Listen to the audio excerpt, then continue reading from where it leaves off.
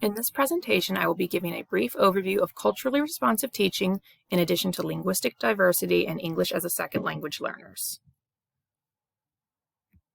Culturally responsive teaching is the process of connecting students' unique cultures, languages, and experiences to what they are learning in the classroom. As humans, we tend to learn better when our experiences are connected to any real-life experiences that we may have had in our past. With increasingly diverse classrooms that we see today, it is important to be considerate of our students' backgrounds, cultures, and life experiences. In addition to this, languages are increasingly diverse in our classroom as well. This map illustrates some of the most commonly spoken languages other than English and Spanish in the U.S. As we can see, there's a wide variety, and we as teachers must be considerate of our students' linguistic differences. Why should we use culturally responsive teaching? To begin, it helps raise expectations. It forces us as teachers to look at our students' assets, their positive cultural backgrounds, past life experiences, linguistic diversity, and forces us to view these as positives instead of ways that would set them back from others.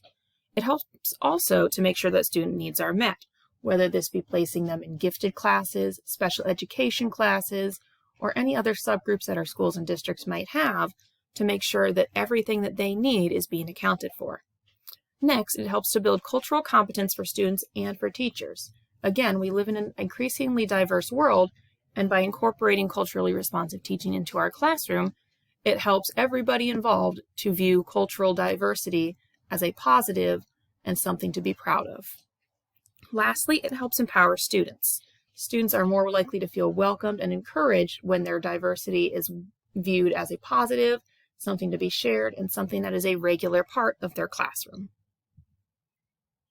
To get started with culturally responsive teaching, one must first conduct an internal audit. We must be aware of any unconscious biases and stereotypes we might have and maybe why those occurred. These are difficult to understand at first, but are critical in order to make a responsive classroom that views all cultures and backgrounds with respect. We also have to be aware of the socio-political context of the school, how our classroom, school, and district are run, and the way that different groups may be interacted with in different ways. This is, again, something that is challenging to do, but must be done in order to view our students with respect.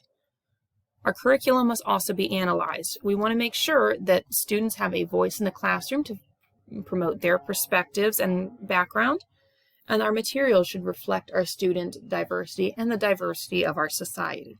We want to avoid homogeneous materials that only promote one worldview or one cultural perspective. Some strategies for incorporating culturally responsive teaching are to activate prior knowledge that is not unique to any one culture or background. We want to make learning contextual so that it can generalize between various experiences that our students may come in with. Students should be encouraged to share their culture without being promoted as the voice of a certain group. By allowing them to share their experiences and perspectives, students can find similarities and commonalities that they may have with others. Classroom and materials should be examined to make sure that they are reflecting our world and not just one perspective. And teachers should always work to build relationships with the students to the point that they are comfortable in sharing and feel respected. Examples of culturally responsive teaching, including learning about students through surveys, interviews, and discussions, promoting inclusive literature with diverse authors and subject materials, incorporating common interests with student vocabulary to find commonalities, and encouraging student input so that they have a voice in the classroom and are encouraged to find methods that best convey what they understand. In regards to English as a second language learners and linguistic diversity, encouraging physical involvement with the curriculum helps to bridge the gap between language and action. Peer interaction is a great way to encourage language development, and technology such as online picture dictionaries and Google Translate can help when language barriers make it difficult for students to access the curriculum. Of course, a teacher should always work to collaborate with ELL support staff and families when possible to help students become successful in the classroom.